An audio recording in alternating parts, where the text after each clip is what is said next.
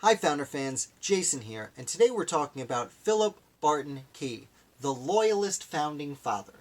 Now, many people were Loyalists and can be considered founders of the United States, but not all of them achieved the heights that Philip Barton Key would go on to. So Key, when the revolution broke out, signed up to defend his country. Thing is, he signed up with the Loyalist militia to fight with Great Britain to suppress the rebellion. Now, we have to keep in mind that up until the revolution, even those who ended up rebelling against the crown considered Great Britain to be the freest country in the world. Most English speakers did, and to a large degree that was true.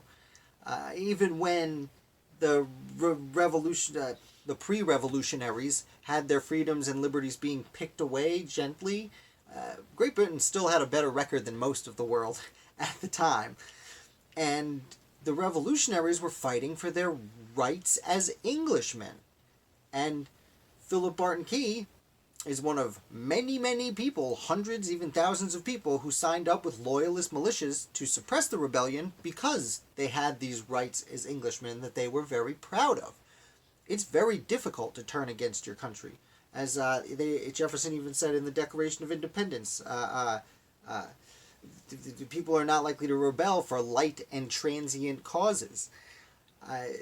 Accordingly, all experience hath shown that mankind are more disposed to suffer, while evils are sufferable, than to right themselves by abolishing the forms to which they are accustomed. And that's the pocket that Barton Key fell in. And he signed up and he joined a Loyalist militia and fought with the British for 4 years until he was captured by the Spanish in Florida. Very shortly after his capture was the Battle of Yorktown, and the Spanish basically let their prisoners go because the war was more or less over.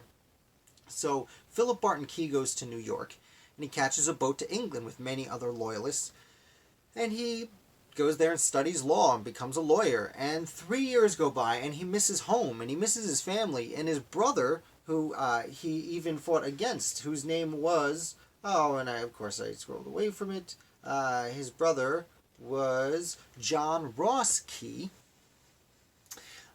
fought with the Americans. So again, much like we like to think of the Civil War as a brother versus brother war. The Revolutionary War was very much a brother versus brother war, and the Key brothers were on different sides of it. But once the war was over, these things were forgotten by many people. And Philip Barton Key, he missed his family, he missed his home. He was an American. I mean, he was from Maryland, a Marylandian? Let me know what you're supposed to be called if you live in Maryland. I apologize. But Philip Key comes back home, and all his property had been taken away because he was a Loyalist, but he starts working, and he earns the respect of his peers, and he actually gets elected to the Maryland House of Delegates, and spends time as mayor of Annapolis.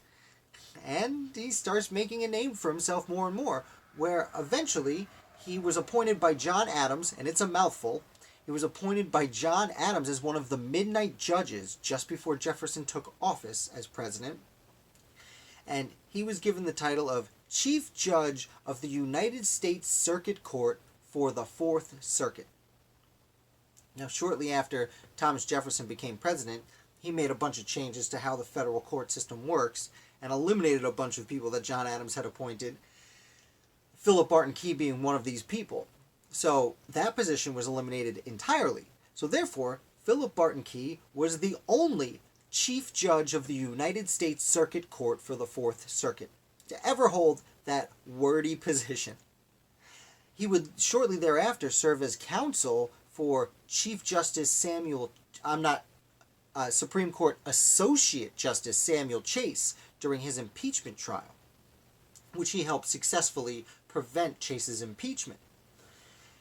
And he would go on then, this man who fought with the Loyalists against the revolutionaries during Thomas Jefferson's presidential administration, he was elected a delegate to the United States House of Representatives, and he spent 6 years during the Jefferson and early Madison administrations this Loyalist who fired guns at the revolutionaries was a congressman for 6 years in the House of Representatives. I'll leave you with a little side fact. His brother, John Ross Key, that I had mentioned earlier, his son, who was Philip Barton Key's nephew, his name was Francis Scott Key. Yeah, you might recognize that name because Francis Scott Key is the one who wrote the Star-Spangled Banner. Fortunately, they all ended up being founders for us. Again, I know it's a little hard to get on the side of Philip Barton Key because he was a Loyalist and fought against the American Revolution. But in the end, this man became a founder of the United States.